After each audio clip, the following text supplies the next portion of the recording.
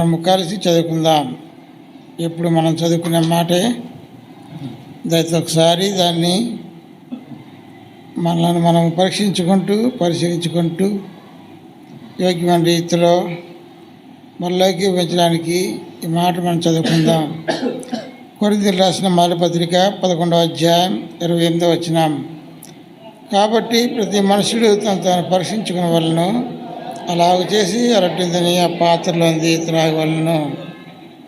అలాగే విలాప వాక్యాలు 3వ అధ్యాయం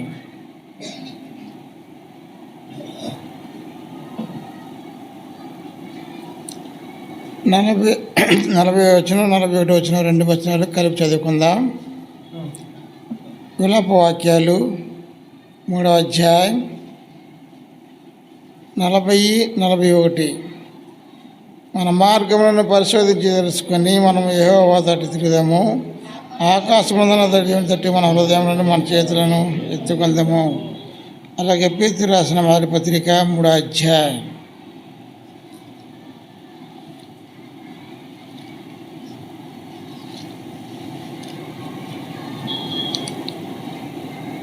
3వ అధ్యాయం 15, 16, 17 చదువుకుందాం. నిర్మలమైన మనస్సాక్షి కలిగిన వారమై మీలో ఉన్న నిరీక్షణ గురించి మిమ్మల్ని హేతువును అడుగు ప్రతి వారి సాత్వికంతోనూ భయంతోనూ సమాధానం చెప్పుటకు ఎల్లప్పుడూ సిద్ధంగా ఉండి మీ హృదయంలో క్రీస్తుని ప్రభుగా ప్రతిష్ఠించుడి. అప్పుడు మీరు దేవుని విషయమై దుర్మార్గం ద్వేషింపడుదురో దాని విషయమై క్రీస్తు యేసునందున్న మీ సత్ప్రవర్తన ఆనందం చేత సిగ్గుపడుదురు. ప్రార్థన చేసుకుందాం. పరిశుద్ధుడైన మా తండ్రి, మిక్కిలిగా ప్రేమించిన మా ప్రభువా, నీ ఘనమైన శ్రేష్టమైన ఉన్నతమైన నామను బట్టి నీకు వందనాలు స్తోత్రాలు చెల్లించుకుని వస్తున్నాను. ఉదయకాలము నేను నువ్వేమైనా మాకు ప్రత్యక్షపరిచిన దాన్ని బట్టి నీకు వందనాలు. నిజమే అజ్ఞానులము అయోగ్యులము ఎన్నికలైనటువంటి వారము నన్ను యాకోబును ఏర్పాటు చేసుకున్నటువంటి వారు నిన్ను ఇశ్రాయేలును సృజించిన వాడవు. అందుకనే యెహోవానగు నేను మీ ప్రజల్లో మీ ప్రజలకు దేవుడిగా ప్రతి పరిశుద్ధులైన దేవుడిని చెప్తున్నావు. ఇశ్రాయేలులకు సృష్టికర్త అయిన వాడు నన్ను నీకు రాజుగా నేను చెప్తున్నా వస్తున్నా. అందుని బట్టి నీకు వందనాలు. నేను దానిలో ఉండి మా యొక్క జీవితాల్లో మేమేమన్నావో దాన్ని ఎరకెళ్ళడానికి నీకు చూపుతూ వస్తున్నాను. నీ యొక్క ప్రేమతను బట్టి నీకు వందనాలు చెల్లించుకుంటూ వస్తున్నాను. నీకు ప్రేమకర్తగా ఉండి అయోగ్యమైనటువంటి ఎన్నికలైనటువంటి తునీకరమైన మా జీవితాల్లో నన్ను ప్రేమను కుమ్మరించి మా యొక్క పాపం యొక్క అపరాధం క్షమించి నన్ను బిడ్డలుగా ఉండడానికి నీకు సిద్ధపరిచిన విధానం బట్టి నీకు వందనాలు. అంత మాత్రమే కాకుండా మమ్మల్ని నీ కృపలో నీ యొక్క రక్షణలోనికి నన్ను తీసుకుంటాడానికి కాపుదలలో పద్ధతుల్లో కాపాడడానికి నీ మాకు రక్షణకర్తగా ఉన్నందులకే నీకు వందనాలు. విశ్వాసాలకు కర్తగా ఉన్నందుకు నీకు వందనాలు. ఆలోచన సమాధానం కర్తగా ఉన్నందులకి నీకు వందనాలు. ఆలోచన విషయంలో మా కర్తగా ఉన్నందులకి నీకు వందనాలు.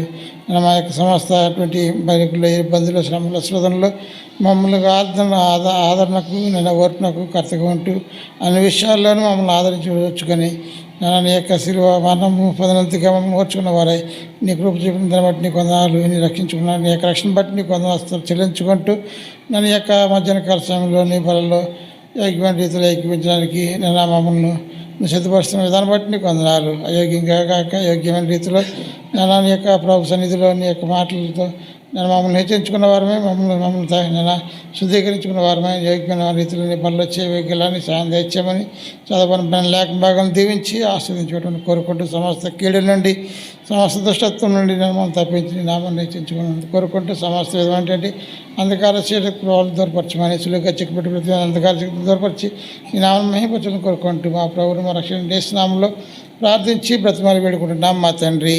ఆమేన్. దయచేసి కూర్చోండి.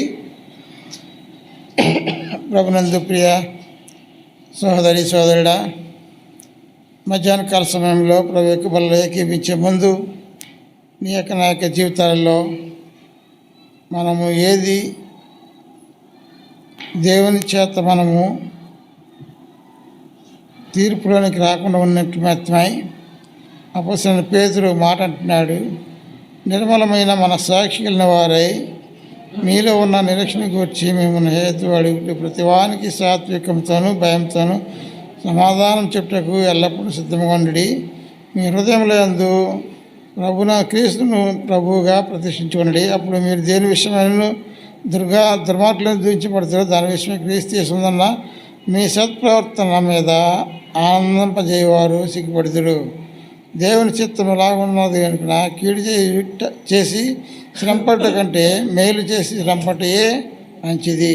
దేవుని యొక్క చిత్తాన్ని బట్టి ఆయన ఉన్నతమైనటువంటి కార్యాలను మన యొక్క జీవితాల్లో ఎంతో ఉన్నతమైనదిగా ఉండాలని ప్రభు ఆశపడుతూ వస్తున్నారు. అన్ని విషయాల్లో కూడా ప్రభువుకు ఇష్టముగా, ప్రభువుకు విధేయులముగా మనము నమ్మకత్వంతో ఏర్పాటు చేసుకున్న వారమై ప్రభు యొక్క సన్నిధిలో యోగ్యమైన రీతిలో ప్రభు యొక్క వల్ల మనం పాలు పొందాలని ప్రభు ఆశపడుతూ వస్తున్నారు. కనుక ఈ విషయంలో మనం అనేకమైనటువంటి కార్యాలన్నింటిలోనూ దేవుని చేత పరిశుద్ధపరచబడిన వారమై దేవునికి ఉపయోగపడే వారంగా మనం ఉండాలని ప్రభు కోరుకుంటూ వస్తున్నారు. గత వారంలో మనం ఇంటి వచ్చినాం. కొన్ని విషయాలు మనం ధ్యానం చేసుకుంటూ వచ్చినాం. ఇక్కడ అన్నాడు ఏమని, మన మార్గం పరిశోధించి తెలుసుకొని మనము యెహోవా తట్టు తిరుగుదాము. ఆకాశమందు ఉన్న దేవుని తట్టు మన హృదయములను మన చేతులను ఎత్తు పట్టుకుందాము. ఇక్కడ అదే అంటున్నాడు, మీ హృదయంలో మీ మీద నేరాపరోపం చేయకుండా మిమ్మల్ని మీరు ప్రతిష్ఠించుకొని దేవుని కొరకై నమ్మకంగా ఉండేటువంటి విధానాలు ఉండాలని ప్రభు కోరుకుంటున్నాడు. అందుకనే మన యొక్క ఆయన పాత్రగా మనల్ని ఆయన ఎన్నికైనటువంటి పాత్రగా మనం చేసుకుంటూ జాగ్రత్త వస్తున్నాడు. ఎన్నికైనటువంటి పాత్రలో యోగ్యుని వారు ఉండాలని ప్రభు కోరుకుంటున్నాడు. అదే అన్నాడు ఇక్కడ తిమోతి రాసిన 2వ పత్రిక 2వ అధ్యాయం 21వ వచనంలో మనం చదువుకున్నాం పోయిన వారం. ఆ మాట ఒకసారి చదువుదాం చూడండి. తిమోతి రాసిన 2వ పత్రిక 2వ అధ్యాయం 21వ వచనం. ఎవడైనా వీటిలో చేరక తను పవిత్రపరచుకునేలా వాడు పరిశుద్ధపరచబడి యజమానులు వాడుకుంటకు అర్హమైన పాత్రగా ప్రతి సత్కార్యమును సిద్ధపరచబడి ఘనత నిత్యమైనదే పాత్రే ఉండును. అనగా దేవునికి ఉన్నతమైన వారిగా ప్రభువుకు మనం ఉండాలని ప్రభు కోరుకుంటూ వస్తున్నారు. కనుక మనము ఆయనకు యోగ్యమైన వారిగా ఉండాలని ప్రభు కోరుకుంటున్నాడు. యోగ్యమైనటువంటి రీతిలో ప్రభు యొక్క బల్లో ఏకీపించాలని ప్రభు కోరుకుంటూ వస్తున్నారు. దీని కొరకై మనం పోయిన వారం మనం కొన్ని మాటలు చదువుకుంటూ వస్తున్నాం. ఇవన్నీ మనము దేవునికి ఘనమైనటువంటి పాత్రలుగా ఉండాలి. మనము ఏ విధమైనటువంటి జీవితాన్ని మనం జీవించే వారికి ఉండి వస్తున్నాం. అందుకనే దావీదు అంటున్నాడు 135:4 మాట అంటాడు చూడండి ఒకసారి. కీర్తన గ్రంథము 135:4 వచనం. యెహోవా తన కొరకు యాకోబును ఏర్పరచుకొనెను. అమ్మా, తనకు స్వకీయ ధనముగా ఇశ్రాయేలును ఏర్పరచుకొనెను. ఇందాక మనం ఆరాధన వర్తమానంలో మనం అదే ఇంటి దగ్గరకు వస్తున్నాం. యాకోబు దేవుడు ఏర్పరచుకున్నాడు. దేవుడు ఇశ్రాయేలును దేవుడు ఏం చేసినాడు, నిర్మించుకున్నాడు. ఆ రెండింటికి చాలా వ్యత్యాసం ఉంది. అనగా దేవుడు మొదటగా ఏర్పాటు చేసుకొని యాకోబును తన యొక్క జీవితంలో నుండి లేక తన యొక్క అనుభవాలకి తీసుకొని రాబడిన వాడిగా కనబడుతూ వస్తున్నాడు. అయితే యాకోబు నిన్ను నిర్మించిన వాడు, అయితే ఇశ్రాయేలు నిన్ను సృజించిన వాడు. అందుకనే 15వ వచనంలో కూడా మనం చెప్తున్నాం, ఇశ్రాయేలు నీకు సృష్టికర్త అయిన వాడు నీకు రాజుగా ఉండును. అనగా దేవుడు ఏర్పాటు చేసుకున్నాడు కనుక ఆయన నిత్య నిబంధనలోనికి, ఆయన ఉన్నతమైనటువంటి కార్యాల్లోనికి ఆయన తీసుకొని రాబడ్డానికి ఎంతో ఉన్నతమైనటువంటి వాడిగా తీసుకొని రాబడినాడు. అనగా యాకోబుగా ఉన్నటువంటి వాడిని ఇశ్రాయేలుగా మార్చినాడు. తన స్వాస్థ్యానికి ఎంతో ఉపయోగపడేవాడుగాను, లేక తన నామాన్ని గణపరిచేవాడుగాను, తను ఎంతో మహింపరిచేవాడిగా ఉండడానికి తన రూపంలోనికి మలుచు అర్హమైనటువంటి పాత్రగా యాకోబుగా ఉన్నప్పుడు తన యొక్క మాటను లేక తన యొక్క చూపులు, తన యొక్క ప్రవర్తన, తన యొక్క జీవితము ఏమాత్రము దేవునికి అనుకూలంగా లేనిదిగా కనబడుతుంది. దేవునికి ఏమాత్రము యోగ్యమైనటువంటి కరంలో అది లేనటువంటిదిగా మనం చూస్తూ అక్కడికి వచ్చినాం. కానీ అటువంటి యాకోబును ఇశ్రాయేలుగా నిర్మించుకొని, ఇశ్రాయేలుగా సృష్టించుకొని, ఇశ్రాయేలుగా దాన్ని స్వారూప్యంలోనికి నిర్మించుకున్నవాడుగా కనబడుతూ అక్కడికి వస్తున్నాడు. కనుక నా యొక్క జీవితంలో కూడా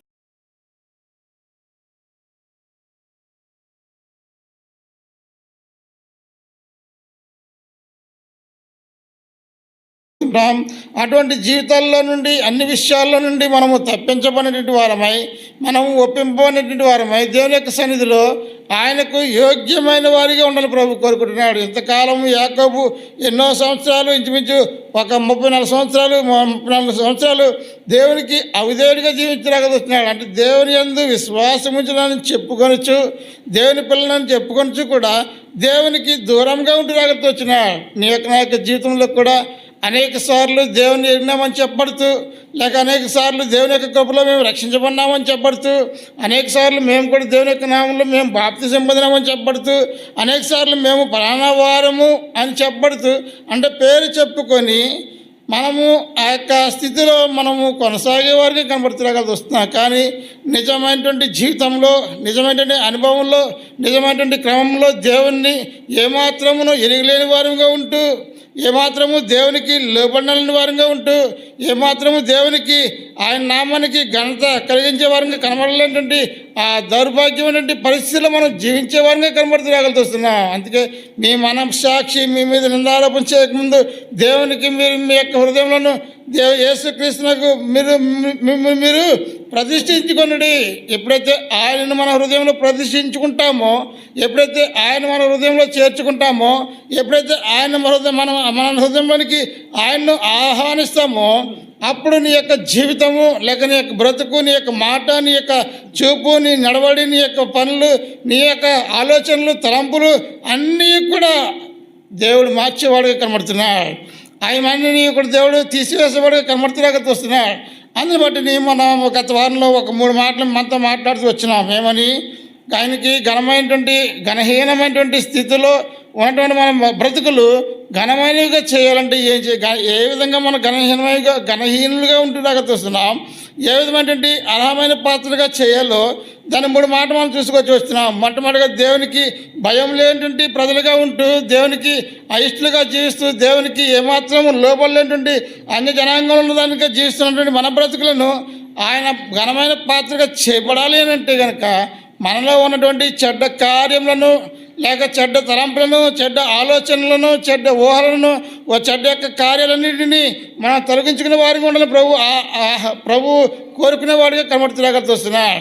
రెండవది, దేవుని యొక్క సన్నిధిలో మన హృదయంలో మన విగ్రహములను ప్రతిష్ఠించుకున్న వారమై దేవునికి అయోగ్యంగా జీవిస్తూ, దేవునికి ఏమాత్రము లోబడలేనటువంటి మనము పనులు చేస్తూ, దేవునికి ఆయాసకరమైనటువంటి కార్యములు చేస్తూ, దేవుణ్ణి ఎప్పుడు కూడా విసిగించేటువంటి అనుభవాల్లో మనం జీవించే వరకు కనబడుతున్నాం. కానీ దేవుని యొక్క కార్యాలలో మనము ఏ విధంగా ఉండాలంటే, ఆయనకు అన్ని విషయాలలోనూ ఘనమైన పాత్రగా ఉండాలంటే ఏం చేయాలి? రెండవదిగా, అన్ని విషయాల్లోనూ మనము ఆయనకు మొదట ప్రథమ స్థానం ఇచ్చే వారిగా ఉండాలని ప్రభు కోరుకుంటున్నాడు. ఎప్పుడైతే మనం ప్రధానమైనటువంటి కార్యాన్ని మనం అన్ని విషయాలు మనం ఆయనకి ఇచ్చేవారికి కనబడుతులాగా చూస్తుంటామో, ఆయనకు కార్యాల్లో మనం ఎప్పుడైతే నిలకడగా ఉంటామో, ఆయన మనం ఎప్పుడైతే కనపరుచులాగా చూస్తుంటామో, ఆయన వాడుకునే పాత్రగా మనం చేయడానికి దేవుడు ఇష్టపడేవాడుగా కనబడుతులాగా చూస్తున్నాడు. మూడవదిగా మనం చూసినట్లయితే ఆయన ఏం చేస్తులాగా వస్తున్నాడు? ఆయనకు మారు మనసు లేకుండా ఆయన తృణీకరించి ఆయన విడిచిపెట్టేటువంటి స్వభావము నా యొక్క జీవితంలో మనం కలిగిన వారిని కనబడుతులాగా చూస్తున్నాం. అయితే ఆ తృణీకరించబడినటువంటి జీవితము, ఆతో వేలువేయబడినటువంటి అనుభవము, లేక నాకు కాదుగా మాకు కాదని ఆయన తృణీకరించినటువంటి ఆ యొక్క జీవితంలో నుండి ఆయన ఉన్నతమైనటువంటి కార్యం చేయాలంటే ఏం చేయాలంట? మన పాపములను ఒప్పుకొని ఆయన సన్నిధిలోనికి వచ్చినట్లయితే ఆయన నిజమైనటువంటి కార్యాలు మన జీవితంలో నా యొక్క జీవితంలో చేయడానికి దేవుడు ఇష్టపడేవాడిగా కనబడుతున్నాడు.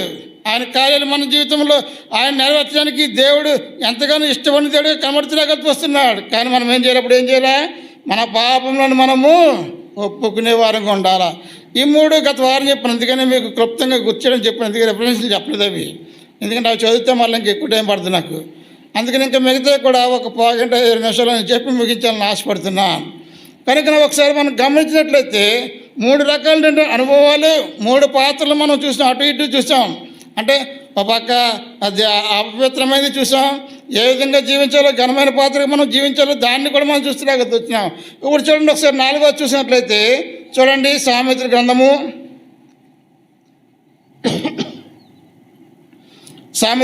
10వ అధ్యాయం 19వ వచనం. అంటే ఘనహీనమైనటువంటి జీవితాన్ని చూపించేటువంటి నా యొక్క మంటి బ్రతుకులో దాన్ని విడిచిపెట్టి దేవుని కొరకై నమ్మకంగా జీవించేటువంటి అనుభవంలోనికి రావాలని ప్రభు కోరుకుంటూ వస్తున్నాడు. చూడండి, సామెతల గ్రంథము 10వ అధ్యాయం 19వ వచనం. విస్తారమైన మాటలలో దోషముండక మానదు. బుద్ధిమంతుడు. మొట్టమొదటి మనం చూద్దాం. విస్తారమైనటువంటి మాటలు అంటే దేవునికి అసహ్యమైనవి లేక దేవునికి పనికిమాలినవి. అందుకే యెషయా గ్రంథంలో అంటాడేమని, దేవునికి ఇష్టమైనవి కొన్ని ఉన్నాయి, దేవునికి ఇష్టం కానివి కొన్ని ఉన్నాయి. అక్కడ విస్తారమైన మాటలు మాట్లాడేటువంటి వారిలో దోషం ఉండక మానదు. కొన్ని పర్యాలు నీ యొక్క నా యొక్క జీవితంలో అనేక సార్లు మనకు మన స్థాయికి మించి లేక మన ఆలోచనలకు మించి మన తలంపులకు మించి మన ఊహలకు మించి అనేక రకాలుగా మాట్లాడుతూ చూస్తుంటాం. అనేక విషయాల్లో అనేకులతో సంపాదిస్తూ అనేకులతో మాట్లాడుతూ ఒకరిని గురించి ఒకరు. అందుకే అన్నాడేమని, సోదరులారా మీరు అందరూ ఏక మనసు కలిగిన వారై దేవుని యొక్క సన్నిధిలో ఏకముగా చేరి ఉండాలా, ఒకే మనసు కలిగి ఉండాలా, ఒకే ఆలోచన కలిగి ఉండాలా, ఒకే తలంపుని కలిగి ఉండాలా, ఒకే మాట కలిగి ఉండాలా. అందుకని అన్నాడు వారందరూ ఏకముగా కూడి ఏం చేశారమ్మా?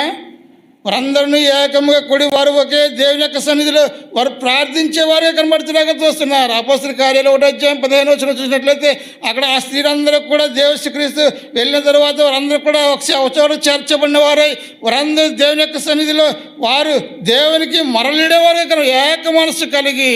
కానీ ఇక్కడ అన్నాడేమని, వారు అనేకమైన మాటలు మాట్లాడటం ద్వారా ఏం చేస్తున్నట, ఏదైనా తప్పిదం కలుగుతుంది. చూడండి, మనం కొన్నిసార్లు అనేక రకాలుగా మాట్లాడతాం. దీని గురించి చెప్పాలంటే ఒక మాట గురించి చాలా సమయం పడుతుంది.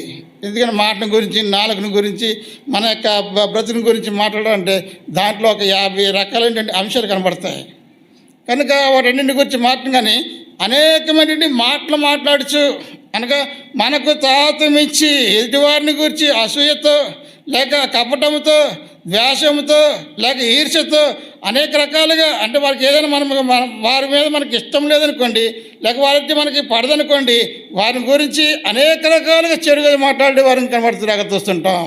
అందుకే మనకి ఆ ఆలోచన విచక్షణ జ్ఞానము మన యొక్క జీవితంలో కలిగి ఉండలేని వారిగా కనబడుతున్నాగా చూస్తుంటాం. ఆ యొక్క జీవితాన్ని మనము తలపోయిన వారిగా కనబడుతున్నాగా చూస్తుంటాం. అంటే ఆ యొక్క మాటలు మాట్లాడలేకుండా ఉండడానికి దేవుడు నిన్ను ఏర్పాటు చేసుకున్నాడు. అనేకమైన మాటల్లో దోషం ఉండక మాందు. అందుకన్నాడు యేసుక్రీస్తు వారు అప్పగింపడిన తర్వాత పేతురు అంటున్నాడు, అనేక రకాలుగా మాట్లాడుతూ అన్నీ అయిపోయిన తర్వాత, అయ్యో ప్రభువా నిన్ను వీడు నరకడం అంటే వీడు పట్టుకోవడం ఏంటి, నేను వీడిని ఏం చేస్తాను, నరికేస్తాను. ఎందుకు వచ్చింది?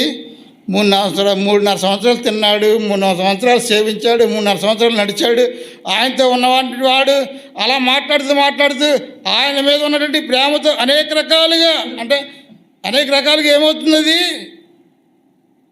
పాపం చేయడానికి లేక తప్పు చేయడానికి, దేవునికి విరుద్ధంగా జీవించడానికి, దేవునికి దూరంగా చెడిపోవడానికి, దేవుని యొక్క కార్యాలను చెడగొట్టడానికి, దేవుని యొక్క కార్యాలను ఏమాత్రము దేవునికి లోబనలుగా చేయడానికి అనేక రకాలుగా అది తీసుకుపోయేది కనబడుతుంది. అనేకమైనటువంటి మాటలు వాడు ఏం చేస్తాడంట, దోషం ఉండక మానదు. కానీ కింద అన్నాడేమని, తన పెదవులను మూసుకునేవాడు ఎవడంటున్నాడు, వాడు బుద్ధిమంతుడు. మనం మూసుకుంటున్నామా లేక మన ఇష్టానుసారంగా మాట్లాడుతున్నామా? ఒకసారి ఆలోచించుకుందాం. మన స్వైప్రియలు ఇచ్చిన అందుకనే మిమ్మల్ని మీరే పరీక్షించుకోండి. ఎట్లాగున్నారు, నేను పరీక్షించలేను, మీరు ఎట్లాగున్నారో నాకు తెలియదు, నేను ఎట్లాగున్నారో మీకు తెలియదు, నా ఆలోచన మీకు తెలియదు, మా తలంపులు మీకు తెలియదు, మాట్లాడుతున్నవాడు ఎట్లాంటి వాడు మీకు తెలియదు. ఒకవేళ ఇక్కడికి చెప్తే పోయి చాలా మంచివాడు అనుకుంటారేమో, కానీ ఇక్కడ మాట్లాడుతున్న మాట వాక్యం మాట్లాడుతుంది, వాక్యం చెప్పబడుతుంది. అనేకమైనటువంటి మాటలు మాట్లాడడం అనేక మాటలో నుండి ఏదైనా దోషం రావచ్చునేమో, కానీ పెదవులు మూసుకునేవాడు బుద్ధిమంతుడు. అంటే ఏ విషయంలో అంటే మొత్తం నోరు మూసుకు వచ్చామని కాదు, ఎప్పుడు మాట్లాడాలో, ఎప్పుడు ఏం చేయాలో, ఎట్లా ఉండాలో, ఎట్లా జీవించాలో, దేని గురించి మాట్లాడాలో అది ఎరిగేటువంటి జ్ఞానముని యొక్క నాకు జీవితంలో మనం కలిగి ఉండాలని ప్రభు ఆశపడుతున్నాడు. కానీ నీ యొక్క నా యొక్క జీవితంలో అది లేకుండా మన ఇష్టానుసారంగా అంటే అంత తన ఇష్టానుసారంగా మాట్లాడేవాడు ఎవరమ్మా? సాతానుడు. ఆడికి అదుపు అజ్ఞానం ఉండదు, అదుపట్టు ఉండదు. ఏం మాట్లాడుతాడో వాడికి తెలియదు, ఏం మాట్లాడతాడో వాడికి తెలియదు, ఏం చేస్తాడో వాడికి తెలియదు, ఎట్లా ఉంటాడో వాడికి తెలియదు. ఏ గ్రంథంలో మనం చూసినట్లయితే ఆయన మాట్లాడుతున్నాడు. పరలోకంలో ఉన్నటువంటి యొక్క ఆ పైన దేవతల సమూహంలోనికి ఆ యొక్క మీటింగ్ కాన్ఫరెన్స్లోనికి ఈ యొక్క అపవాది కూడా వెళ్ళాడు. పిలిచాడంటే ఆయన ఎవడ పిలవలేదు, పిల్లని పేరంటే నీకు వెళ్ళాడు. వెళ్ళిన తర్వాత అడుగుతుంటే ఎన్నెన్నో చెప్తున్నాడు. ఒక్క మాటకి 10 మాటలు మాట్లాడుతున్నాడు అక్కడ దేవునితో. ఏమయ్యా యోబు, ఏమయ్యా సాతానా, ఎక్కడి నుంచి చెప్తున్నావు? ఎక్కడి నుంచి చెప్తామయ్యా, నేను భూమి నుంచి వచ్చానంటే సరిపోద్ది కదా, ఆడక్కడే ఉన్నాడు కదా. కానీ ఏమన్నాడు? నేను భూమి మీద అటు ఇటు అటు 4 చోట్ల తిరుగుచు అన్ని కలవేసుకుని ఎన్ని చెప్పాలి అడిగి ఎక్కడున్నాడో ఏం చేస్తున్నాడో దేవునికి తెలియదా మాట. కానీ ఎక్కడి నుంచి వచ్చినాడు? నేను భూమి నుండి వచ్చినానయ్యా, భూమి మీద నుండి వచ్చాను మాట చెప్తే చాలు. కానీ విస్తారమైన మాటలు, జాగ్రత్త అనుకుంటా మనం అనేక సార్లు. అబ్బాయి నేనేం మాట్లాడలేదు కదా, నేనేం చేయలేదు కదా, నేనేం ఎక్కువగా మాట్లాడలేదు, ఎప్పుడు కూడా తప్పుగా మాట్లాడలేదు, నాకు సంబంధించినంత వరకు నేను క్షేమంగానే మాట్లాడాను, బాగానే మాట్లాడాను. నేను మాట్లాడిన మళ్ళీ మనం సమర్థించుకుంటే మన పక్కన అడుగుతా, అన్న నేను మాట్లాడిన తప్పేమనుందా? అన్నీ అయిపోయిన తర్వాత నా తప్పేమైనా ఉందన్నా, నేను అడిగిన దాంట్లో తప్పు ఉందా, నేను మాట్లాడిన దాంట్లో తప్పుందో లేదో నీకు తెలీదా? అంటే నీ యొక్క పాపంలో, నీ యొక్క తప్పిదంలో ఎదుటివాడిని కూడా పాలు చేయడానికి జాగ్రత్త. ప్రియ సోదరి, దేవుని యొక్క బలలో ఏకీస్తామని చెప్పబడుతున్న నీ యొక్క నా యొక్క జీవితంలో నీవు నేను ఏ విధంగా దేవుని యొక్క సన్నిధిలో మోకరించిన వారమే ఆయన యొక్క బలయోధకు చేరడానికి సమీపస్తులుగా ఉన్నటువంటి అనుభవాల్లో ఉన్నటువంటి మనము ఏ విధంగా జీవిస్తున్నాం ఈ యొక్క లోకంలో. అనేక సార్లు యొక్క లోకంలో జీవించేటటువంటి నీవు నేను కూడా అనేక సార్లు దేవుని యొక్క వాక్యాన్ని విడిచి, దేవుని యొక్క మాటను విడిచి, దేవుని యొక్క పలకని మానేసి ఆ పనులకు దేవుని వైపు మనం చూడడం మానేసి నీకు నాకు నచ్చినటువంటి రీతిలో మనం బ్రతుకులో మనం జీవిస్తున్నట్లయితే కనుక దేవుని యొక్క బలంలో ఏకీపించడానికి ఏమాత్రం యోగ్యత లేదు. విస్తారమైన మాటలు, ముసలమ్మ ముచ్చట్లు. అందుకే అన్నాడు పేతురు గారు, ఏమని ముసలమ్మ ముచ్చట్లు అన్నాడు. దాన్ని మంచి కోడ్ పెట్టాడు అనమాట. దానికి అంటే విస్తారమైన మాటలు ఏంటంటే ముసలమ్మ ముచ్చట్లు ఏముండదు అక్కడ. ఏముందమ్మంటే పలానా అమ్మ గురించి చూసావా, పలానా అమ్మాయి గురించి చూసావా, లేదా ఆయన చూసావా, ఈయన చూసావా, అవన్నీ నీకెందుకు అక్కడ? నువ్వెవరి గురించి మాట్లాడాలా? దేవుని విషయమే మాట్లాడాలా, దేవుని గురించి మాట్లాడాలా. అమ్మ ఎట్లాగున్నారు, నీ ఆత్మీయ జీవితం ఎట్లాగుంటుంది, నీ కుటుంబం ఎట్లా ఉంది, ఎలా ఉన్నారు ఏంటనేది అడిగిమానేసి మా అమ్మలెక్కల అందరి గురించి చర్చిస్తాడు. చివరికి నీ జీవితాన్ని నువ్వు నాశనం చేసుకుంటావు. ఒకవేళ అటువంటి జీవితం నీ యొక్క నాకు జీవితం ఉంటే కనుక ప్రభు యొక్క మధ్యాహ్న కాల సమయంలో ప్రభు నీతో నాతో మాట్లాడుతున్నాక వస్తున్నాడు. ప్రియ సోదరుడు, అట్టి అనుభవం కనుక నీ జీవితంలో ఉంటే ప్రభు యొక్క బలలో ఎక్కించడానికి యోగ్యుడు కావు. దేవుని యొక్క నామాన్ని బట్టి లేక దేవుని యొక్క వాక్యం తప్ప నీ జీవితంలో ఎదుటి ఏ మాటను గురించి అయినా సరే మాట్లాడినట్లయితే, ఎందుకంటే నా యొక్క వ్యక్తిగత అనుభవాలు అది నేర్చుకున్నాను, నా యొక్క జీవితంలో అది నేర్చుకున్నాను. అది నాకు కావాల్సినది. కొన్ని పర్యాలు కొన్నిసార్లు అనేక రకాలుగా మాట్లాడుతూ ఉంటాం. కొన్నిసార్లు అనేక రకాలుగా ఇది ఇలాగ అది అలాగని చాలామందికి నేను మాట్లాడి ఇది ఇలాగని అలాగని అని చెప్పి ఎన్నో రకాలుగా మాట్లాడేవాడిగా ఉండొచ్చు. కానీ నీవు నేను మాట్లాడేది దేవుడు ఆలకిస్తున్నాడు, దేవుడు చూస్తున్నాడు. ఏ విషయంలో నువ్వు మాట్లాడలో ఆ విషయంలోనే మాట్లాడాలి. అందుకని నీ యొక్క మాటలు కొద్దిగా ఉన్నాయల్లా, నీ మాటలు మితముగా ఉన్నాయల్లా నీవు రక్షింపబడతావని దేవుని యొక్క వాక్యం స్పష్టంగా తెలియపరుస్తుంది. మనము అనేకమైన అపాయాల్లో పడడానికి కారణం ఏంటంటే విస్తారమైనటువంటి మాటలు మాట్లాడుతూ దేవుణ్ణి ఆయాసపరిచే వారుగా ఉంటాం, దేవుణ్ణి అగౌరవపరిచే వారుగా ఉంటాం, దేవుణ్ణి ఏమాత్రము ఎన్నిక చేయాలంటే వారుగా కనబడుతులాగా చూస్తుంటాం. అది ఘనమైన పాత్రగా ఉండాలంటే నువ్వేం చేయాలా? ఘనమైన పాత్రగా ఉండాలంటే ఏం చేయాలా? చూడండి, యాకోబు పత్రిక 1వ అధ్యాయం 2 నుంచి 4 వరకు చదువుదాం ఒకసారి.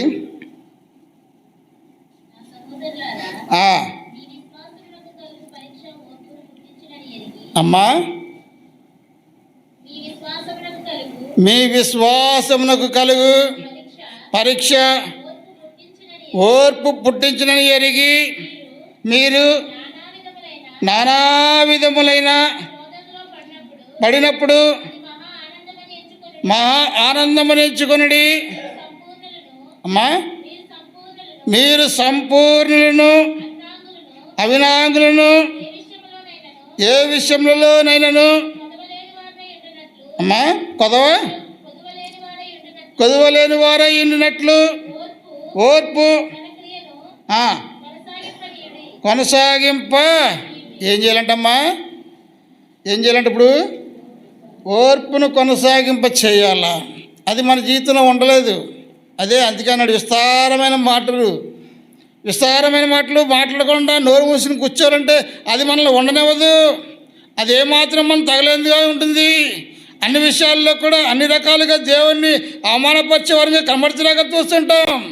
ఆయన నామాన్ని అనేక రకాలుగా ఏ విధంగానూ దేవునికి ఇష్టమైన వారిగా ఉండలేటువంటి అనుభవాలు జీవించే వారిగా కనబడుతులాగా చూస్తుంటాం. దేవునికి నమ్మకమైనగా లేని అనుభవాల్లో మనం జీవించే వారిగా ఉంటున్నాం. కానీ ఇక్కడ అంటున్నాడు ఏమంటున్నాడు? మీ విశ్వాసములకు కలుగు పరీక్ష ఓర్పును పుట్టించునని ఎరిగి. మీరు శోధన వచ్చినప్పుడు, మీకు బాధ వచ్చినప్పుడు, మీరు ఇరుకు వచ్చినప్పుడు, లేక ఏదైనటువంటి బాధలో ఉన్నప్పుడు ఏం చేయాలంటే మీరు మహానందముని ఎంచుకొని మీరు సంపూర్ణులు అనాంగులు అన్ని విషయంలోనూ కొదవలేని వారో ఉన్నట్లు ఓర్పును క్రియలతో కొనసాగించుడి. అంటే క్రియ అంటే మనం చేసేటువంటి కార్యాలు. అందుకే అంటున్నాడు ఏదైనా మనం చేయగలిగితేనే చెప్పాలా, ఏదైనా చేస్తున్నామంటేనే దాన్ని చెప్పాలా. అంతేగాని ఏదో నుంచున్నాను కదా అని చెప్పి నా ఇష్టం సరే నేను మాట్లాడితే కాదది. ఏదైనా కూర్చున్నాను కదా అని చెప్పి లేదా ఏదైనా మాట్లాడితే కాదది. అది క్రియాపూర్వకంగా ఉండాలా. అది నీ జీవితంలో అనుభవించుకునేవాడుగా ఉండాలా. నీకు శ్రమ వచ్చినప్పటికీ, నీ బాధ వచ్చినప్పటికీ, నీ ఇరుకు వచ్చినప్పటికీ, ఎన్ని బాధ వచ్చినప్పటికీ అది మహానందంతో ఎంచుకొని దేవుణ్ణి యందు విశ్వాసం ఉంచేవాడుగా ఉండాలా. దేవుని కొరకై నమ్మకమైనటువంటి జీవితాన్ని కలిగి ఉండేవాడుగా ఉండాలా. దేవుని కొరకై నమ్మకమైనటువంటి అనుభవంలో జీవించేవాడిగా ఉండాలని ప్రభు కోరుకుంటున్నాడు. దేవుని యొక్క జీవితంలో ఎంతో ఉన్నతమైన స్థానానికి తీసుకెళ్ళాలని ఆశపడుతున్నాడు. అన్ని విషయంలో అనాంగులని ఎరిగి, అంటే ఏమి తెలియనటువంటి వారిని ఎరిగి, ఏమి ఎరిగినటువంటి వారై మీరు జీవించలాగిన దేవుని కొరకు మిమ్మల్ని మీరు కట్టుకొనచ్చు, మిమ్మల్ని మీరు హత్తుకొనచ్చు, మిమ్మల్ని మీరు మీ యొక్క అధిపాజ్యంలో జీవిస్తూ దేవుని కొరకు నమ్మకంగా ఉండాలా. అప్పుడు దేవుని యొక్క కార్యము నీలో నాలో నెరవేరుస్తుంది. అబ్రహాం విషయంలో అదే చూస్తున్నాం, ఇసాక్ విషయంలో అదే చూస్తున్నాం, యాకోబు జీవితంలో అదే చూస్తున్నాం. యాకోబు అనేక రకాలుగా ఎన్ని శ్రమలు వచ్చినప్పటికీ, ఎన్ని బాధలు వచ్చినప్పటికీ అన్నిటినీ దేవుని దగ్గర ఒప్పుకొని విడిచిపెట్టిన తర్వాత ఆ మస్తకి వృక్షం కింద లేక ఆ చెట్టు క్రింద తన యొక్క పాపపు స్థితిని అంతా కూడా అక్కడ పాది పెట్టినాడు. అక్కడ తన భార్య తెచ్చినటువంటి విగ్రహాలన్నింటినీ కూడా అక్కడ పాది పెట్టినాడు. ఆ పాది పెట్టి అక్కడి నుంచి బయలుదేరినాడు, అక్కడి నుంచి మాట్లాడుతున్నాడు. అంతకుముందు తన అన్నది ఎన్నో మాటలు మాట్లాడాడు, ఎన్నో రకాలుగా జీవించాడు, ఎన్నో రకాలుగా చేస్తూ రకాలు వచ్చినాడు. అనేక ప్రణాళికల ద్వారా వారిని కొన్ని తెగల ద్వారా వారిని ముందుకు పంపుతూ వచ్చినాడు. ఏకాకిగా ఒంటరిగా మిగిలిపోయినాడు వెనకాల. ఎవరు? యాకోబు. అది అన్న కష్టపడి అంటున్నాడు, అన్నా క్షామ్యనా, ఇదివరకు ఈయన ఎలా పడగొట్టాలని చూసేవాడు, ఎలా నాశనం చేయాలని చూసేవాడు, వీడి దగ్గర నుంచి ఏం పొందాలని చూసేవాడు, ఏమి ఆశించాలని చూసేవాడు, ఏది కావాలో దాన్ని ఆస్వాదించడం కొరకై, దాన్ని ఎంత పొందడానికి కొరకై అనేక ప్రయత్నాలు చేస్తుంటే ఈ యాకోబు ఇప్పుడు ఏం చెప్పట్లేదండి? అది దేవుని యొక్క అర్హమైన పాత్ర. అనగా నీ యొక్క జీవితానంతటిని పాదిపట్టబడాలా, నీ యొక్క మాటలన్నీ కూడా మూయబడాలా. అదే అన్నాడు అక్కడని, నీ యొక్క నోరు అదుపు చేసుకునేవాడు, లేక నోరు మూసుకునేవాడు ఏంటంట బుద్ధిమంతుడు. నోరు మూసుకోవడం అంటే మనం మాట్లాడే మాటలు కాదు, అవి మన క్రియలు, మనం చేసేటువంటి పనులు, మనం చేసేటువంటి ఆలోచించేటువంటి మాటలు, లేక మనం చేసేటువంటి కార్యాలు, మనం నడిచేటువంటి నడక, ఇవన్నీ కూడా మారిపోవాలా, అంతటితో అణిగిపోవాలా, పాతిపెట్టబడాలి. అవి నీకు పాప జీవితం అంతా కూడా అది ఎప్పుడైతే భూస్థాపితం చేయబడుతుందో అంతవరకు వాటిని మోసుకొస్తున్నారు. కాబట్టి వారి జీవితంలో నెమ్మది లేదు, సంతోషం లేదు, సమాధానం లేదు. ఏమాత్రం దేవునికి ధైర్యంగా ముందుకు వెళ్ళడానికి వారు కొనసాగింపలేని వరకు కనబడుతులాగా చూస్తున్నారు. ఎప్పుడైతే అవి దాచిపట్టబడిన లేక పాది పట్టబడినవో అప్పుడు సంతోషంతో వెళ్తున్నాడు అన్న దగ్గరికి. అన్న కూడా అతను చేసేటువంటి కార్యాలు అంటే క్రియాపూర్వకమైనటువంటి కార్యాలు తన జీవితంలో ఎప్పుడైతే చూస్తున్నాడో యాషావు అన్నాడు, అరే తమ్ముడు వీళ్ళందరూ ఎవర్రా, ఇదంతా ఎక్కడి నుంచి వచ్చింది నీకు, ఇది ఎక్కడి నుంచి ఎలా వచ్చింది ఇదంతా నీకు, ఏంటి ఒక్కడు వెళ్ళావు కదా, ఒక్కడు ఉన్నావు కదా, ఇప్పుడు ఇదంతా ఏమిటి, వీళ్ళందరూ ఎవరు అంటే ఏమన్నాడు అన్నాడు యాకోబు, అమ్మా అన్న ఇలా ఎవరో కాదు, దేవుడు నాకు ఇచ్చిన స్వాస్థ్యము, దేవుడు నాకు ఇచ్చినటువంటి ఆశీర్వాదము, దేవుడు నన్ను ఆశీర్వదించినాడు, వీరందరూ దేవుడు నాకు అనుగించిన స్వాస్థ్యం అందరూ. మాట మారిపోయింది. ఈనాడు నీ యొక్క నాకు జీవితంలో కూడా మాట మారలేకపోవడానికి గల కారణము అదే. చాలామంది కొన్ని బయట పాటలు పాడతారేమని, ఏం పడతారమ్మా, పేరుకి యాసావు, పేరుకి యాకోబు కాని స్వరము యాసావు. అంటే అవన్నీ పాడదలుచుకోలేదు, నేను మాట్లాడతలేదు, కానీ ఉదాహరణకు చెప్తున్నాను. అవి నీ జీవితం మార్చబడలేదు, అదే మార్చబడలేదు కనుకనే అనేకమైన విస్తారమైన మాటలు వచ్చేవి కనబడుతున్నాయి. కానీ మార్చబడినటువంటి జీవితము దేవుని యొక్క శోధనలో, శ్రమల్లో, ఇరుకుల్లో, ఇబ్బందుల్లో, అన్ని విషయాల్లోనూ నువ్వు ఓర్చుకొని ఇది దేవుని చిత్తాన్ని బట్టి నాకు కలుగుదని నువ్వు ఎంచిన వాడువై సంతోషంతో ముందుకు వెళ్ళినప్పుడు నీ మాట మారిపోతుంది, నీ నడక మారిపోతుంది, నీ చూపు మారిపోతుంది, నీ బడక మారిపోతుంది, నీ యొక్క పనులు మారిపోతున్నాయి, నీ ఆలోచన మారిపోతున్నాయి, నీ యొక్క తలంపులు మారిపోతున్నాయి. సమస్తమును నూతనమయంగా చేసేవాడు కనబడుతూ వస్తున్నాడు. ఎప్పుడైనా ఆలోచించామా? ఎప్పుడైనా చూసామా దాన్ని? ఎప్పుడైనా దాన్ని ఎరగలుగుతూ వచ్చినామా? ప్రియ సహోదరుడు సహోదరి, అర్హమైన పాత్ర ఉన్నట్టే మీ శోధనలు అన్ని విషయాల్లో సహించేవారిగా ఉండాలి. అంటే ఎంత గడగడ వాటిని ఆ మాట నుండి తప్పించమని వాడివై నీవు తగ్గించుకున్నప్పుడు తను తగ్గించుకున్న వాడు ఏం చేయబడతాడా? హెచ్చించబడతాడా? హెచ్చించుకుని వాడు అబ్బో నేనంటే ఏంటండి, నేనంటే ఎలాగండి, నేనంటే ఇలాగండి అని ఒకటి అడిగితే 10 చెప్పారు అనుకోండి, ఎలా ఉంటుంది?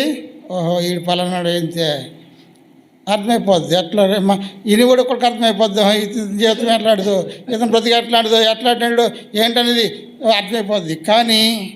కానీ మంచివాడి ప్రవర్తన ఎలా ఉంటుంది? వాడు నడిచే నడవడికను బట్టి, వాడు చూసే చూపును బట్టి, చేసే పనులను బట్టి ఎదుటివాడు ఎట్లాంటి వాడు ఇతని గురించి చెప్పగలిగేవాడు ఉంటున్నాడు. ఈనాడు నీ యొక్క జీవితంలో, నా యొక్క జీవితంలో ఎట్లాగుంటూ రాగలుగుతూ వస్తున్నాం, ఎట్లాగుంటూ ప్రభు యొక్క కృపను మనం వెళ్ళేవారు ఉంటూ రాగలుగుతూ వస్తున్నాం, ఎట్లా ఉంటూ ప్రభుని మనము గణపరిచేవారు ఉంటూ రాగలుగుతూ వస్తున్నాం, ఏ విధంగా ఆరామైన పాత్ర ఉండడానికి ఇష్టపడేవారు కనబడుతూ రాగలుగుతూ వస్తున్నాం. ఒకనాడు గడగడలాడేటువంటి యొక్క మాటను బట్టి నువ్వు తీసివేయబడి దేవుని యొక్క ప్రేమకు విధేయుడివై, దేవుని యొక్క మాటకు నువ్వు విధేయుడివై, దేవుని యొక్క వాక్యానికి లోబడిన వాడివై నిన్ను నీవు తగ్గించుకున్నప్పుడు దేవుడు నిన్ను హెచ్చించేవాడుగా ఉంటాడు. ఆయన వాడుకునే పాత్రగా ఉండడానికి దేవుడు ఇష్టపడేవాడుగా ఉంటాడు. మొదటిది ఏంటంటే నీ యొక్క మాటలు మూయబడాలా. అది నీకు ఘనమైనవి కావు, నిన్ను ఆ మాటలు బలహీనపరిచేవి, ఆ మాటలు నిన్ను హీనపరిచేవి, ఆ మాటలు నిన్ను బాధించేవి, ఆ మాటలు నిన్ను శోధనలు తెచ్చేవి, ఆ మాటలు నిన్ను ఎంతగానో హేళన చేసేవి కనబడుతూ రాగలుగుతున్నాయి. కానీ ఎన్ని శోధనలు వచ్చినప్పటికీ దాని మహానందంతో ఎదుర్కొని సంతోషంతో నీ నోరు మూసుకుని వెళ్ళినట్లయితే దేవుని నిన్ను అర్హమైన పాత్ర చేయడానికి దేవుడు ఇష్టపడేవాడు ఉన్నాడు. చూడండి, మళ్ళీ 5వ పాత్ర చూద్దాం. 5వ పాత్ర గురించి చూసినట్లయితే అక్కడ మాట్లాడుతున్నాడు, ఎబ్రీ కందకర్తో మాట అంటాడు. చూడండి, ఎబ్రీ పత్రిక 3వ అధ్యాయం 13 నుండి 15 వరకు కలిసి ఉంటుంది. కానీ పై మాట ఒకసారి చదవండి. ఒకసారి ఎబ్రీ పత్రిక 3వ అధ్యాయం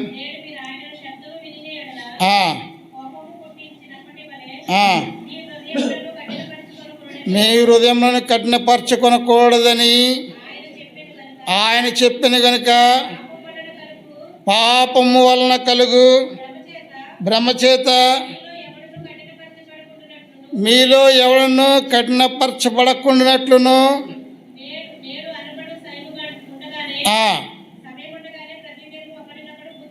బుద్ధి చెప్పుకొనుడి. చాలు, గంతకి ఇంకే బుద్ధి మనకి ఎక్కువైనా మనకి చేరితే. అక్కడ అంటున్నాడు, మన హృదయంలోను కఠినపరచుకోకూడదు. ఏ విషయంలో కఠినపరచుకోకూడదు? చదవండి ఒకసారి ఆ మాట. నామకంగా చూద్దాం కదా అక్కడ. పాపం వల్ల కలుగు భ్రమచేత మీలో ఎవడను కఠినపరచబడకుండానట్లు. చాలు. పాపము వల్ల కలుగు భ్రమచేత ఎవడు కూడా మీ యొక్క హృదయాలను ఏం చేయకూడదమ్మా? కఠినపరచుకోకూడదు. ఒకవేళ అటువంటి జీవితాన్ని, అటువంటి అనుభవాన్ని ఒకవేళ నువ్వు కలిగినట్లయితే కనుక దేవునికి విరుద్ధమైనటువంటి జీవితం జీవించేవాడు. కొన్ని సందర్భాల్లో మన హృదయాన్ని కఠినపరుచుకునే వారికి ఉంటాం. అది దేవుని కొరకు కాదు. మన నిర్ణయాలు, మన యొక్క ఆలోచనలు, మన తలంపులు, మన యొక్క ఊహలు, మన యొక్క ఇచ్చల గురించి వాటి మనం కఠినపరచుకుంటాం. అదే అన్నాడు ఇక్కడ. ఏమని పాపం వల్ల కలుగు భ్రమచేత అంటే పాపం ఎట్లాంటిది? నీ హృదయాన్ని కఠినపరిచేదిగా కనబడుతుంది. ఆయన అలాగే అంటారులే, ఆయన ఇలాగే చేస్తారులే, ఇలాగే చెప్తారులే, ఇలాగే ఉంటారులే, ఇలాగే ఉంటారులే, అన్నీ ఇలాగే ఉంటాయి. పాపంలో భ్రమలో ఉండి నీ హృదయాన్ని దేవుని వైపు త్రిప్పుకొనక నువ్వు కఠినపరుచుకున్నట్లయితే దేవునికి ఉపయోగపడే పాత్రగానే ఉండడానికి దేవుడు అంగీకరించేవాడు కాడు. నీ యొక్క నిన్ను దేవుడు ఏర్పాటు చేసుకునేవాడు కాడు. అందుకే అన్నాడు ఏమని ఇక్కడ 12వ వచనం చూడండి. సహోదరులరా, జీవం గల దేవుని విడిచిపోనట్టి విశ్వాసం లేని దుష్ట హృదయము మీలో ఎవరి ఎందైనా ఉన్నదేమో. జాగ్రత్త. దేవుని యొక్క జీవం గల దేవుని యొక్క విడిచిపోయినటువంటి ఒక దుష్ట హృదయము మీలో ఉన్నదేమో. నేను హృదయాన్ని గురించి మీకు చాలాసార్లు చెప్పుంటాను. నేను చాలాసార్లు అంటే మంచి హృదయాలు 15 ఉన్నాయి, చెడ్డ హృదయాలు 15 ఉన్నాయి. ఇవన్నీ కూడా దేవుని యొక్క లేఖన భాగాల్లో రాయబడుతూ వచ్చినాయి. అనేక రకాలైన హృదయము అంటే దుష్ట హృదయము, కఠినమైన హృదయము, లేక పాపం చేయ హృదయము, లేక అవమానపరిచే హృదయము, ఇట్లాంటివి చాలా కనబడుతూ వస్తున్నాయి. విత్ రిఫరెన్స్తో శ్రద్ధగా ఉన్నాయి. వాటన్నిటినీ చూసి వచ్చినాం. కానీ జీవం గల దేవుని విడిచిపోనట్టి దుష్ట హృదయము. ఆ దుష్ట హృదయం ఎలా వస్తుంది? అదే అధ్యాయం 16వ వచనం చదవండి ఒకసారి. మీని విని కోపం పుట్టించిన వారు ఎవరు? మోసే చేత నడిపింపన్న ఐగుప్తులోని బయలుదేరి వచ్చిన వారే కదా. ఐగుప్తు అంటే లోకమునకు సాదృశ్యంగా కనబడుతుంది. లోకమును స్నేహించేవారు, లోకమును ప్రేమించేవారు, లోకానికి లోబడేటువంటి వారు, లోక ఇచ్చలకు లోబడేటువంటి వారు, లోక ఇచ్చను నెరవేర్చుకునేటువంటి వారు, లోక ఇష్టానుసారంగా తన లోకం ఉన్న దాని కొరకు ప్రాకులాడేటువంటి వారు ఇట్టి కార్యములు చేయొచ్చు. దేవునికి ఇష్టడిగా ఉండడానికి ఇష్టమైన వారు కనబడుతున్నారు. దేవుని కార్యాలు నెరవేర్చడానికి ఇష్టమైన వారు కనబడుతున్నారు. దేవుని యొక్క కార్యాలు నెరవేర్చబడడానికి వారు ఏమాత్రము ఒప్పనలేని వారుగా కనబడుతూ వస్తున్నారు. వారిని ఐగుప్తు దేశం నుండి ప్రేమించి దేవుడు వారి మూలికను విని 450 సంవత్సరాల వారు ఐగుప్తులో బానిసలుగా ఉంటుండగా దేవుడు వారి మీద దయ చూపినవాడై వారిని పాలు తేనెలు ప్రవహించే దేశానికి వారిని తోడుకొని రావడానికి దేవుడు ఇష్టపడిన వాడుగా ఉన్నాడు. అయితే మార్గంలో దేవుడు వారికి వేరే మార్గం చూపించాడు. నిర్గమకాండలో ఉంటుంది అన్నమాట. ఎందుకంటే వారు ఈ మార్గం నిర్గమకాండ సంఖ్యాకాండలో ఉంటుంది. వారు ఆ మార్గం గుండా వెళ్తే కనుక మరలా వీరు మన ఉదయాలు మార్చుకొని వారు కఠినపరుచుకొని మరలా ఐగుప్తుకు వచ్చేస్తారేమోనంట. ఆ మార్గం గుండా దేవుడు వెళ్ళనివ్వలేదట.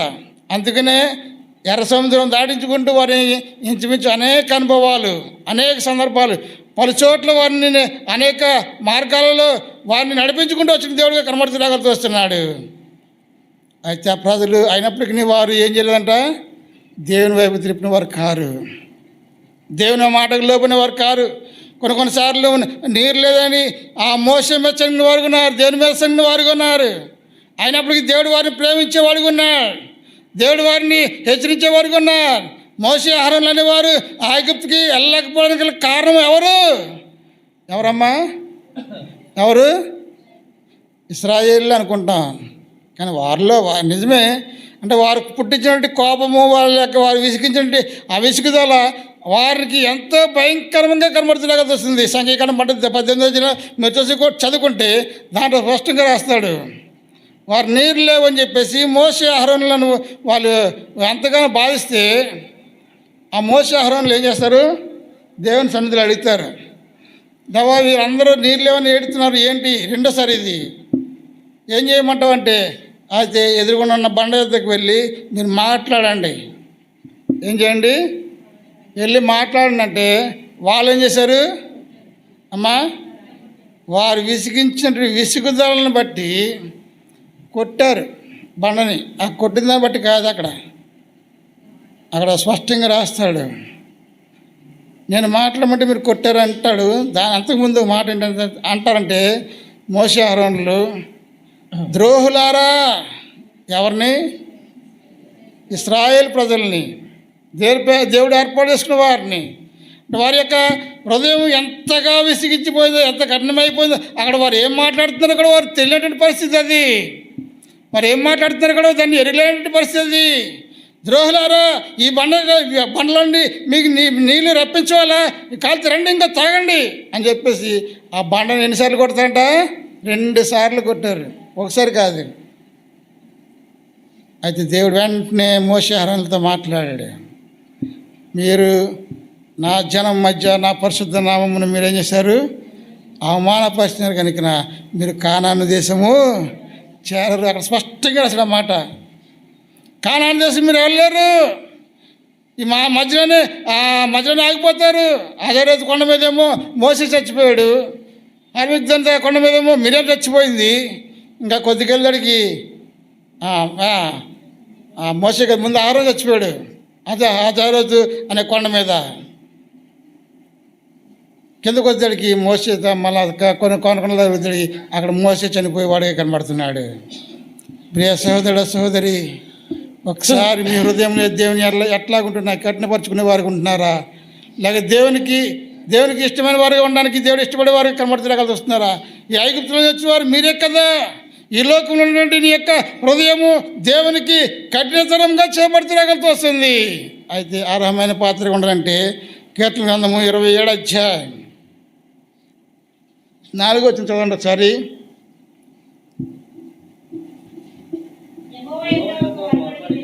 యెహోవా యొద్ద ఒక వరమడికి తిని దానిని నేను వెదకుచున్నాను. యెహోవా ప్రసన్నతను చుచ్చుటకును ఆయన ఆలయంలో ధ్యానించుటకును నా జీవిత కాలమంతయు యెహోవా మందిరంలో నేను వాసము చేసేదను. ఎల్లప్పుడూ నీవు ఆయన మందిరంలో నివసించేవాడిగా ఉండాలి. ఎల్లప్పుడూ నీవు ఆయన మందిరంలో ఉండేవాడిగా ఉండాలి. అందుకే దావీదు అంటాడు ఏమని? చిరకాలం యెహోవా మందిరంలో నివాసం చేసేదను. సమూయేలు రాసిన 7 అధ్యాయం 22 వచనం అంటాడు. 22 వచనం ఏమని? నీ ఆశీర్వాదం నుండి నిత్యము నేను నా కుటుంబము నీ మా యొక్క ఆవరణంలో లేక నీ యొక్క మందిరంలో మేము నివసిస్తాం. నిత్యము ఆయన సన్నిధిలో ఉండాలని ఆశపడుతున్నాడు. అనగా ఆయనలో నీ ఉండాలని నాకు కోరుకుంటున్నాడు. అంతేగాని అంటాడేమని? ఎవడు నా యందు నిలిచిండునో నేను ఎవరి యందు నిలిచిండునో వాడు బాగుగా అంటే ఆయనలో నీవు నిలిచి ఉండాలా. ప్రకటన గ్రంథం అంటాడు, ఇదిగో నేను తల నిలిచండి, తల తచ్చున్నాను, ఎవడైనా తల తీసిన నేను వాడితోనూ వాడు నాతో కలిసి భోజనం చేస్తాం. అంటే నిత్యము ఆయనతో కలిసి ఉండేటువంటి అనుభవము.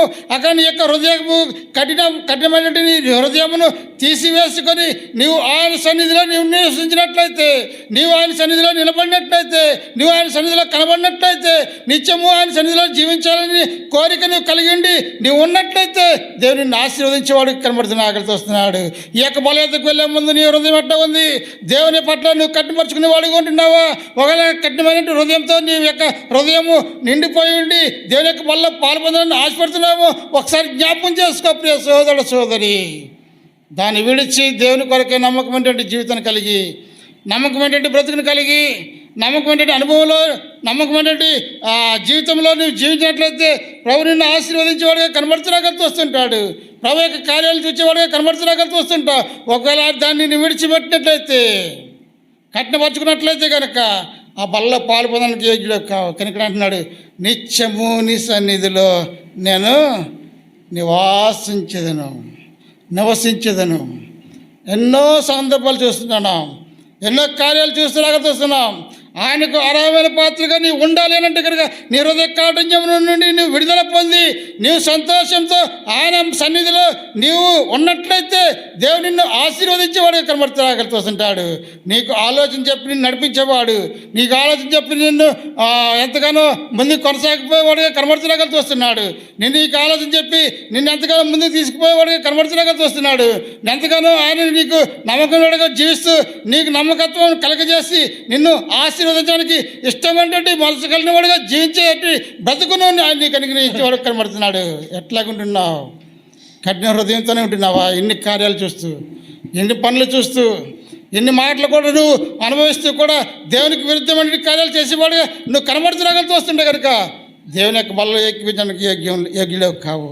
కఠినమైన హృదయం తీసివేసి నీ హృదయంతో, పూర్ణ హృదయంతో, పూర్ణ మనస్సుతో, పూర్ణ వివేకంతో కలిగి ఆయన వెంబడించినట్లయితే, ఆయన యొద్ద ఉన్నట్లయితే, ఆయనతో నివసించినట్లయితే నేను ఆశీర్వదించే దేవుడిగా కనబడుతున్నాడు. చివరిగా ఒక మాట చెప్పి చివరి ఈ మాటను చూసుకొని చివరమైన అనర్హమైన పాత్ర నిజమైన పాత్ర అంటే చూసుకొని మనం ముగించుకుందాం. చివరిగా చూడండి, అపోస్తలుల కార్యాలు 7వ అధ్యాయం 51వ వచనం.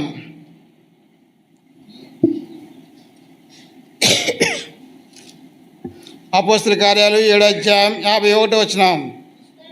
ముష్కరులారా, మీ హృదయములను చెవులను దేవుని వాక్యముకు లోపరచనలని వారులారా. అమ్మా, మీ పితరుల వలె మీరును ఎల్లప్పుడూ పరిశుద్ధాత్మను ఎదిరించేవారికి కనబడుతున్నా. అంటే దేవుని యొక్క నామాన్ని ఎదిరించేవారికి కనబడుతున్నా. మేము కూడా దేవుని పిల్లమనండి, దేవుని యొక్క వాక్యాన్ని విన్నవారమండి, దేవుని యొక్క వాక్యానికి లోబడినవారమండి, దేవుని యొక్క వాక్యంలో మేము బాప్తిసం పొందినామని చెప్పుకుంటూ కూడా ఆయన నామంలో బాప్తిసం పొందినామండి, మేము ఆయన క్రీస్తుల సంఘంగా ఉంటున్నామని చెప్పడుతున్న నీ యొక్క మంటి బ్రతుకుల్లో ఆయన యొక్క పరిశుద్ధ ఆత్మను వ్యతిరేకించి, అంటే లోకంలో ఉన్నటువంటి ఈ కార్యాలను చూస్తూ, ఈ లోకంలో ఉన్నటువంటి ఈ పద్ధతులను చూస్తూ, ఈ యొక్క లోక కార్యాల కొరకై నువ్వు ఆశపడి దేవుని విడిచి దేవునికి దూరంగా పోయేటువంటి అనుభవాలను నువ్వు జీవిస్తున్నావేమో. పరిశుద్ధాత్మను ఎదిరించేటువంటి అనుభవము. స్తెఫను మాట్లాడుతున్నాడు, అక్క ఉన్నటువంటి జనాంగాన్ని చూచి, ఆ ప్రజలను చూసి ఆయన మాట్లాడుతున్నాడు.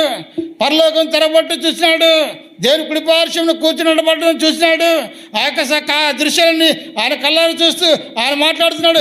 ఎందుకు ప్రియులారా, మీరు పరిశీలారా, శాస్త్రులారా, మీరెందుకు దేవుని యొక్క వాక్యాన్ని లేక దేవుని యొక్క పరిశుద్ధాత్మను మీరు తృణీకరిస్తున్నారు? దేవుని యొక్క వాక్యానికి విరుద్ధమైన కార్యాలు చేస్తున్నారు.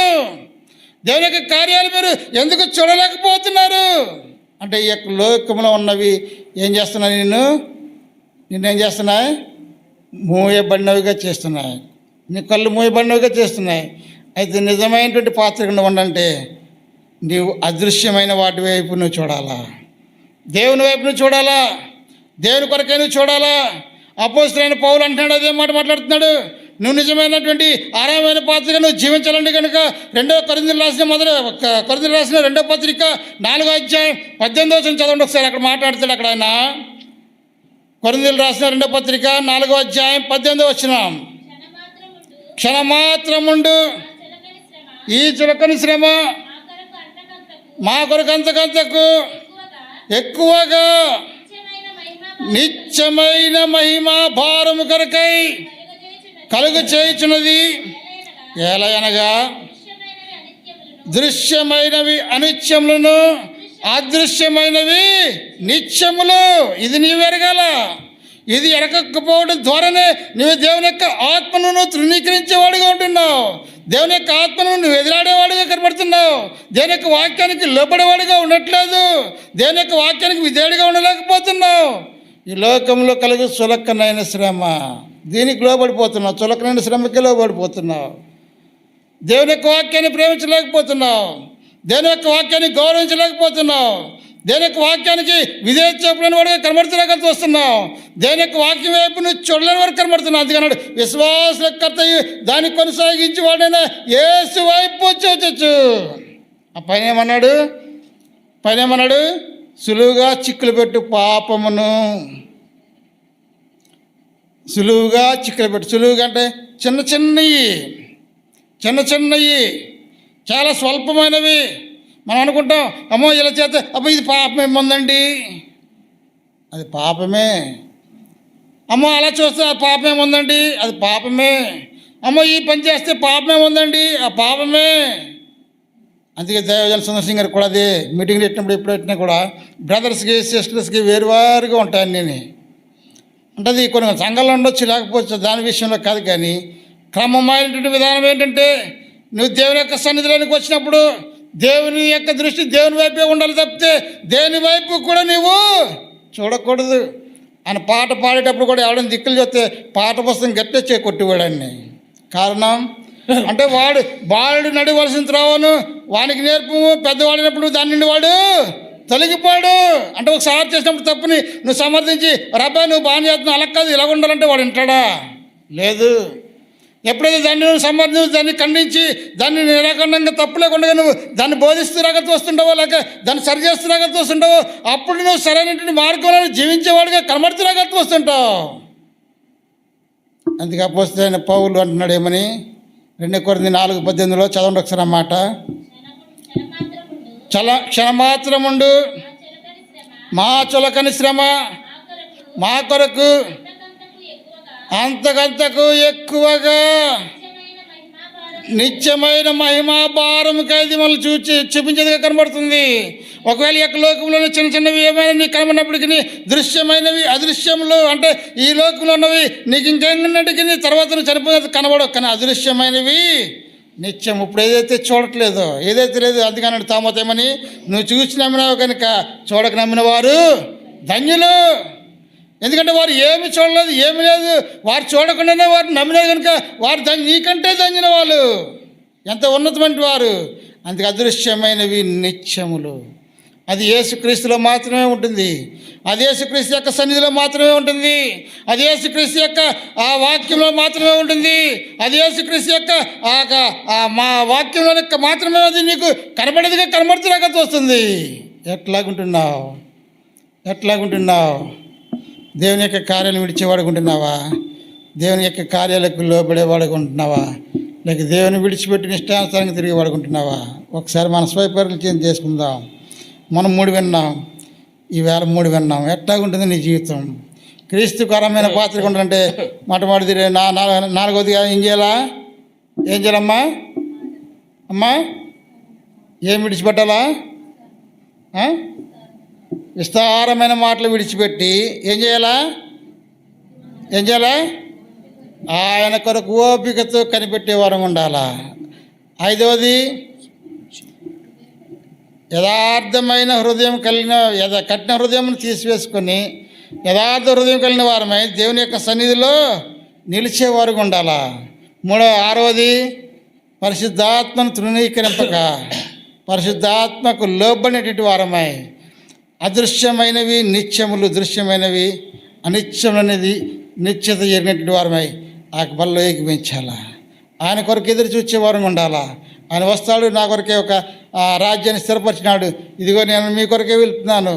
ఎందుకు వెళ్తున్నాను? మీ కొరకు రాజ్యం వెళ్తున్నాను. ఈ మాటలు ఏంది? ఎవరైతే నమ్మికించుతారో అటువంటి వారు ధన్యులు. అట్టి నిరీక్షణ కలిగిన వారమై యోగ్యమైన రీతిలో బల్లో ఏకీవించాలా. మోకల మీదకి రండి. అటువంటి నిశ్చిత నీలో నాలో ఉందా? ఒకవేళ చెప్పినటువంటి రీతిలో మన యొక్క మాటల ద్వారా దేవుని అవమానపరుస్తూ, లేక హృదయాన్ని కట్టుపరుచుకుంటూ, లేక పరిశుద్ధాత్మ ఎదిరించేటువంటి పాత్రలుగా మనం ఉంటున్నామా? లేక దేవుని యొక్క మాటకు లోబడినటువంటి వారమై దేవుని విధేయత చూపుతూ శ్రమలో అనుభవిస్తూ, అలాగే దేవుని యొక్క సన్నిధిలో నిలుస్తూ అదృశ్యమైన వాటి కొరకు ఎదురు చూసేటువంటి అనుభవం నేను జీవిస్తున్నామా లేదా? ఒకసారి మనం పరిశీలన చేసుకుని యోగ్యమైన రీతిలో పాలు పొందినట్లు ఆత్మదేవుడు మనకు సహాయం చేయనుగాక. ఆమేన్.